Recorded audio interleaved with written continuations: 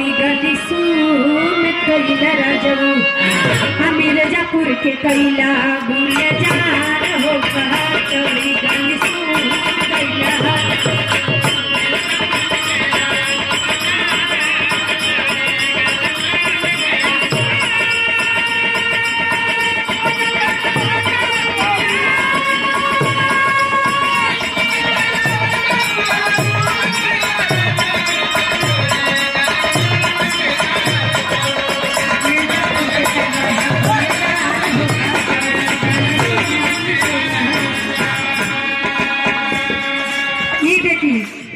धीरज लाल यादव जी बहुत सुंदर कलाकार बतियात वाला की तरफ से मुकाबला हो जा चलो एक हो जा तू ये जने माने की चला हो जा मुकाबला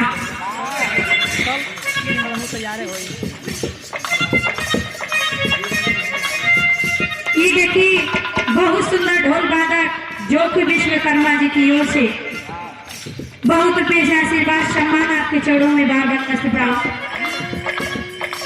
ये तो तरह से रहने के भाव में कहना है क्या?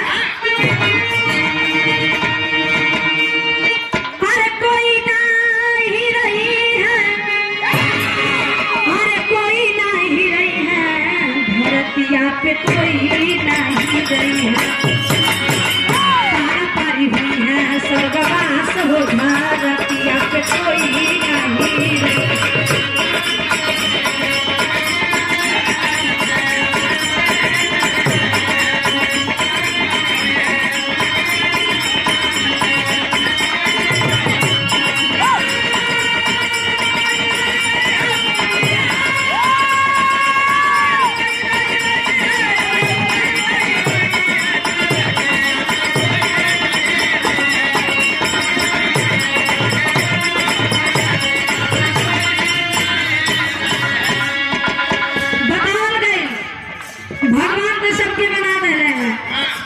लेकिन केहू ये धरती पे रहे ये धरती पे एक दिन में छोड़ के चलिए जाए लेकिन केहू की नहीं पता है कब का हो गए। लेकिन अंतरा में बता लड़का सुना हो पिता सुना हो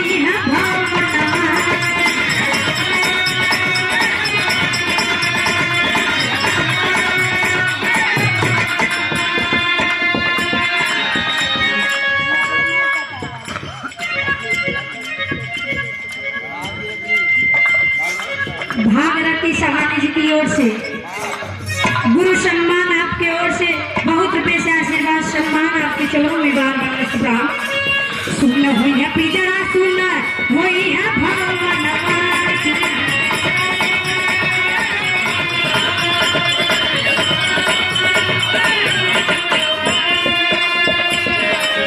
घर परिवार सब करी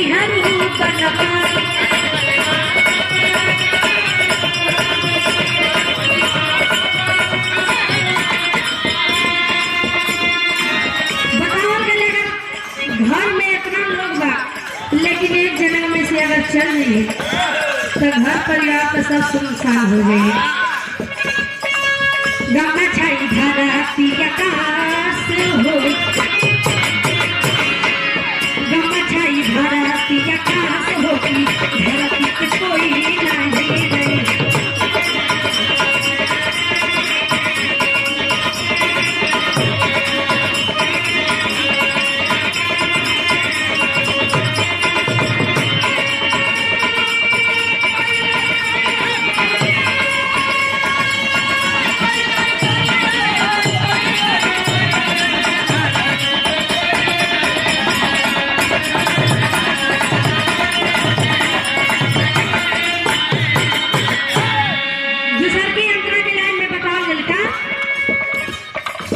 हरे हरे बसला के डोलिया बनई है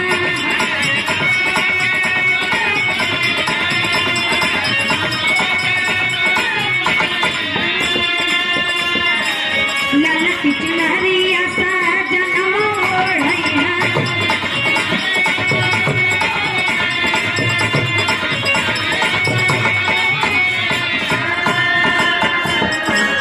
सुनना होई कोई धरती जहान होगी, धरती पे कोई नहीं।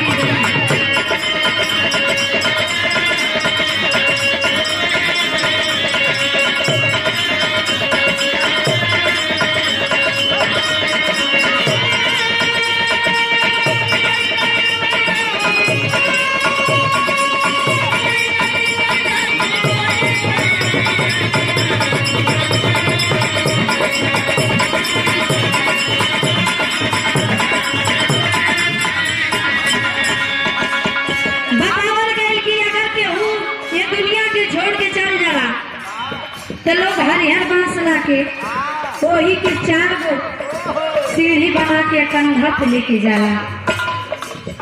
लेकिन तीसर की अंदर के लाइन में बता देता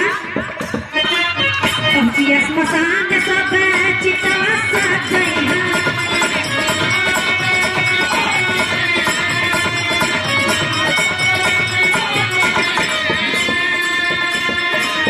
गई के बनमो तब अगिया धरैहा।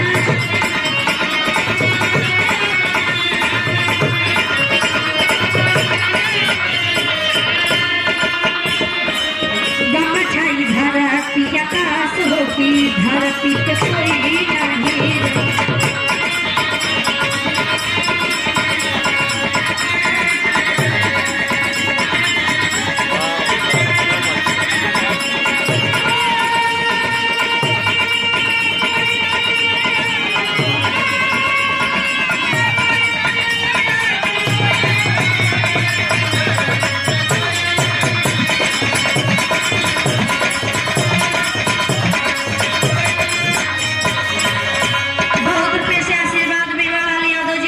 बहुत सुंदर